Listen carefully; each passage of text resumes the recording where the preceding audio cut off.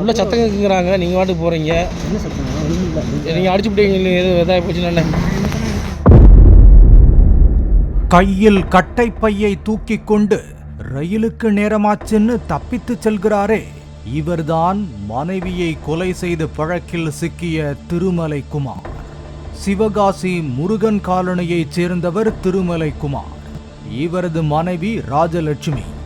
இவர்களுக்கு 2 பெண் குழந்தைகள் உள்ள நிலையில் திருமலை குமார் கோவையில் உள்ள அச்சகம் ஒன்றில் தங்கி வேலை பார்த்து வந்தார்.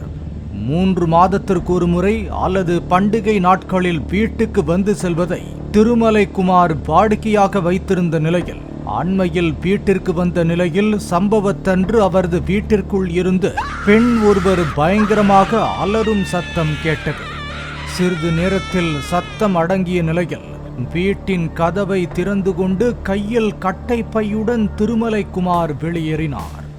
சத்தம் கேட்டு வெளியில் வந்த பக்கத்து வீட்டுக்காரர் செல்போனில் வீடியோ எடுத்தபடியே திருமலை குமாரை மறித்து, வீட்டுக்குள் சத்தம் கேட்டதே, எங்கே செல்கிறீர்கள் என்று கேட்க, ரயிலுக்கு நேரமாச்சு, வீட்டில் ஒரே பிரச்சனையாக இருக்கிறது என்று கூறிவிட்டு அங்கிருந்து நடந்து சென்றார்.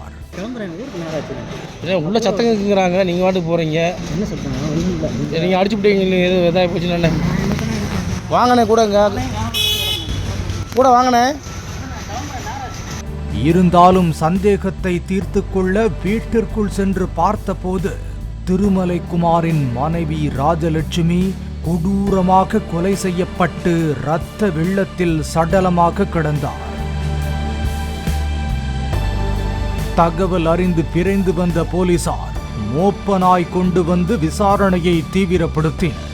சிறிது தூரம் ஓடிச் சென்ற மோப்பனாய் யாரையும் கவ்வி பிடிக்கவில்லை. அங்க நிப்பாங்க.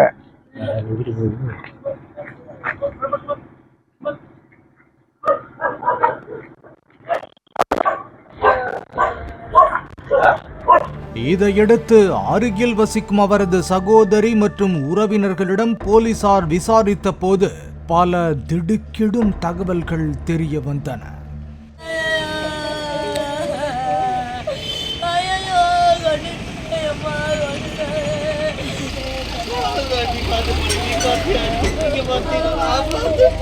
கணவர் திருமலை குமார் கோவையில் தங்கி வேலை பார்த்து வந்ததால் அதே பகுதியைச் சேர்ந்த இளைஞருடன் ராஜலட்சுமி பழகியதாக கணவர் திருமலை குமார் மனைவியுடன் சண்டையிட்டுள்ளார்.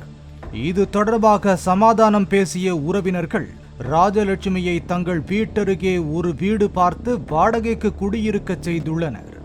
இந்த நிலையில் ஊர் திரும்பிய திருமலை குமார் தனது மனைவி வேறு ஒருவருடன் நீண்ட நேரம் செல்போனில் பேசுவதை தான் கண்டுபிடித்துள்ளதாக உறவினர்களிடம் தெரிவித்துள்ளார். தன்னுடைய அழைப்பை கூட ஏற்காமல் யாருடன் நீண்ட நேரம் பேசினாய் என கேட்டு மீண்டும் மனைவியிடம் சண்டையிட்டுள்ளார். கணவன் மனைவிக்கிடையே வாக்குவாதம் முற்றிய நிலையில் கணவனை ராஜலட்சுமி பிளாஸ்டிக் பைப்பால் அடித்ததாகவும், பதிலுக்கு அவரை இரும்பு பைப்பால் அடித்தும் கத்தியால் குத்தியும் கொடூரமாக கொலை செய்துவிட்டு திருமலை குமார் தப்பிச் சென்றது விசாரணையில் தெரிய வந்ததாக போலீசார் தெரிவித்தனர்.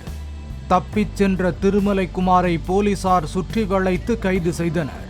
தந்தையின் ஆத்திரத்தால் தாயை இழந்து 6 வயது பெண் குழந்தை தவிக்கும் நிலைக்கு தள்ளப்பட்டுள்ளது.